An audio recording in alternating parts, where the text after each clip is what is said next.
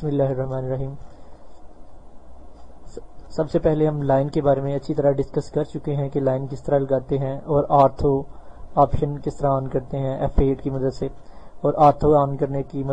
کی وجہ سے لائنیں آپ کی اسٹریٹ لگتی ہیں۔ اگر آرتھو آف کریں گے تو آپ کی لائنیں کسی بھی اینگل پہ لگیں گی، اسٹریٹ بھی لگ سکتی ہیں اور کسی اینگل پہ بھی لگ سکتی ہیں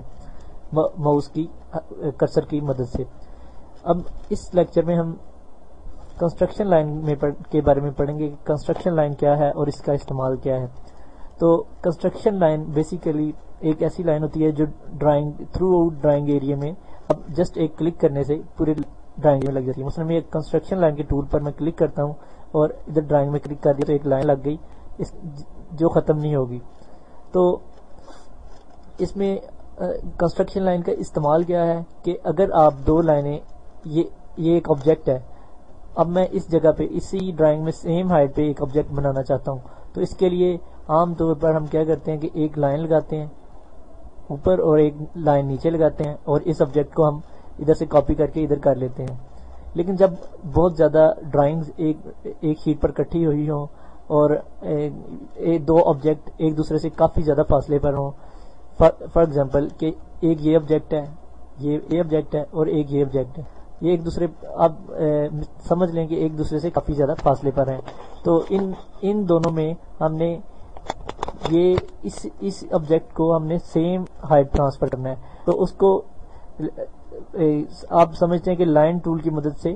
مثلا یہ اس طرح زوم ہے تو لائن ٹول کی مدد سے آپ کدھر تک لائن لگا سکتے ہیں، اتنی زیادہ لمبی لائن نہیں لگا سکتے۔ تو آپ کیا کریں گے، لائن کے ٹول کو آپ ختم کر دیں گے لائن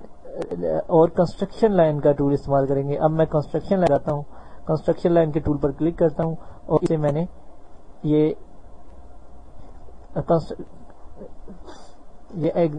کنسٹرکشن لائن لگائی جس کا سٹارٹ اور اینڈ پوائنٹ میں نے لیا اور انٹر کر دیا۔ تو اب یہ کیا ہوگا کہ یہ ایک کنسٹرکشن لائن میں نے کنسٹرکشن لائن ڈرائنگ پہ شو کی۔ اس کے لیے دوبارہ میں بتا دیتا ہوں کہ کنسٹرکشن لائن لینے کے لیے کنسٹرکشن لائن کے ٹول کلک کیا اور لائن کے ایریا پر دو کلک کر کے انٹر کر دیا۔ کنسٹرکشن لائن کے ٹول پر کلک کرنا ہے اور اس کے بعد ڈرائنگ میں آپ نے 2 پوائنٹ اسپیسیفائی کرنے ہیں تاکہ لائن کی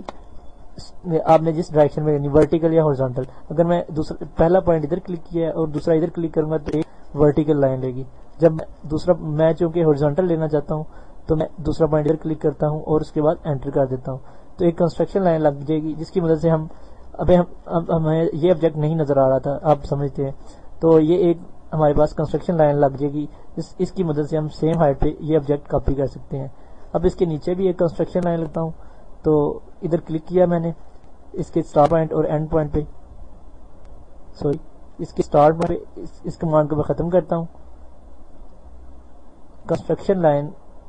کا ٹول پر کلک کیا، ادھر کیا اور ادھر کلک کیا، یہ ایک ہمارے پاس کنسٹرکشن لائن لگ جائے گی